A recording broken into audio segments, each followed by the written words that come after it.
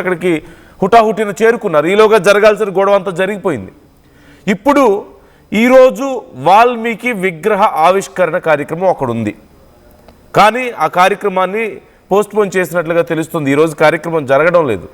కానీ మరొకసారి ఇరు వర్గాల మధ్య ఎప్పుడైనా సరే, ఏ క్షణమైనా సరే గొడవలు జరిగే అవకాశం ఉంది అంటున్నారు. స్థానిక ఎమ్మెల్యే భరత్ రెడ్డి చాలా పవర్ఫుల్ లీడర్. అయితే భరత్ రెడ్డి ఒక పెద్ద రౌడీ అని, ఆయన రౌడీజం చేస్తున్నారని, స్థానికంగా ఉండే వ్యాపారులను బెదిరిస్తుంటారని, లేదంటే హత్య రాజకీయాలు చేస్తుంటారని, చాలామంది ప్రాణాలు తీశాడని, ఎంతోమందిని పోలీస్ అధికారులను కూడా బెదిరిస్తే చివరికి పోలీసులు అక్కడ పని చేయలేక వేరే ప్రాంతాలకి ట్రాన్స్ఫర్ చేయించుకుని వెళ్ళిపోయేవాళ్ళని చెప్పేసి గాలి జనార్దన్ రెడ్డి చెప్పడాన్ని మనం చూస్తున్నాం. మీడియా ముఖంగా ఆయన ఈ విమర్శలన్నీ చేస్తున్నారు, ఆరోపణలు చేస్తున్నారు.